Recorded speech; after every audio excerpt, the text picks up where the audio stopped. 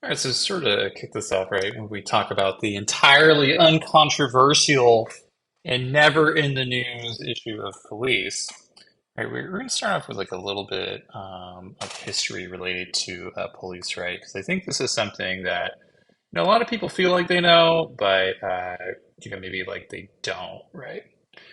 So when we think about like what the police are, right? We at first have to maybe like think about what exactly they are, right? And there's some qualities that we can do and that we can like map out, right?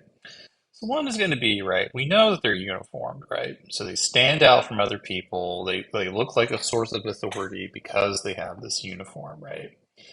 We also know that these are their label. This is a fancy word just for you. Or phrase? Phrase is correct. Formal agents of social control, which I'm calling SOSCONT. So when we say this, right, so we know that the police are responsible, they are capable of carrying out rules and regulations, they enforce laws, they arrest people. And because they're employed by the government and they have like these uniforms that stand us out, right, we call them formal agents of social control, right, because they're meant to control the population.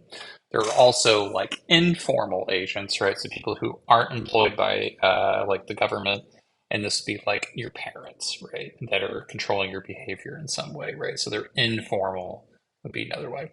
So for this case, your formal agents of social control, right?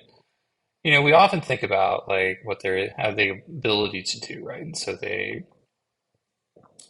are by nature law enforcement, right? They enforce laws, they arrest people, and we might say that they are in charge of like reducing crime, using a downward arrow. It's like downward dog, but with arrows, keeping crime down. And, like they are accountable to the community, or, in theory, they're supposed to be.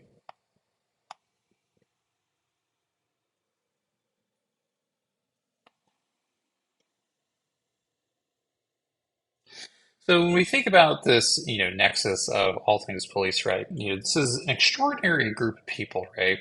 Because what ended up happening is that we have this incidents where the government decided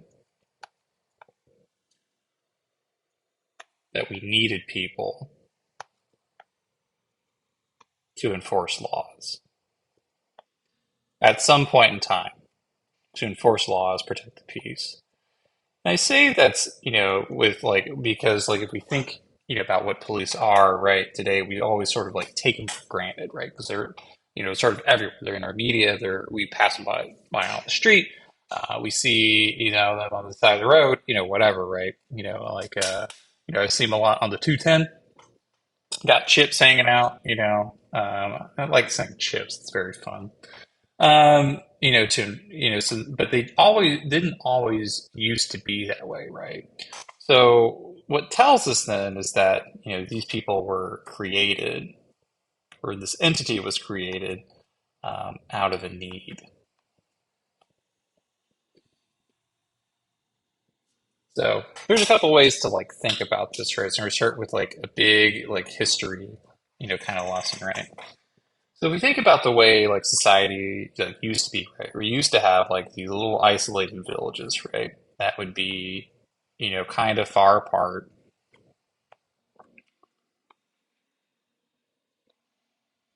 They're separated, right? So people, if you think about make context of this, right, they tend to be more isolated. They tend to be more, agrarian or agricultural based, right? There's limited mobility.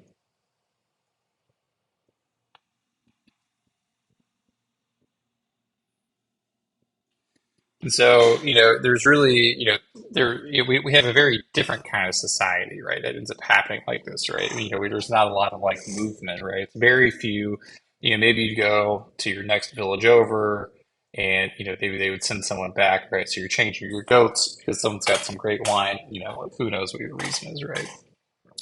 But there's a change that ends up happening with the Industrial Revolution, right? And with the Industrial Revolution, The biggest change is that you have all these, disparate dots, right? And they start wanting to locate into like this bigger pool, right? So what ends up happening is that you have people from this village, and like this village, and this village, all coming in, right? And they're sort of affect like a country, like song says, right? People leave the edge of town and never come back, and so they know the world's flat.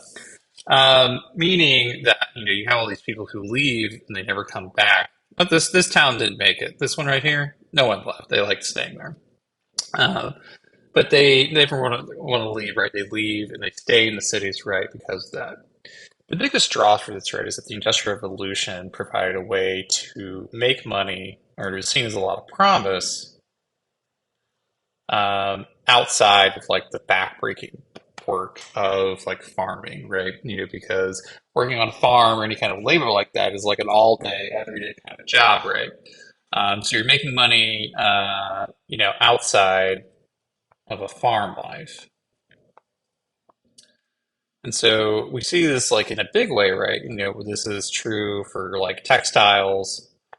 This is seen for like granaries, other forms of like early manufacturing, right? What's also true, right, for a lot of this, right? So we think about this big circle as like a city, right? We also know that we have some other people coming in, right? So maybe these people, are like native born people, but we also have people who are coming in from other countries, right? So we have this influx, right? It's all happening, at the same time. These are people from outside who are moving in, right? All these different people coming in, right? So you have this mismatch of cultures, you have people, and they are all converging to the same general area.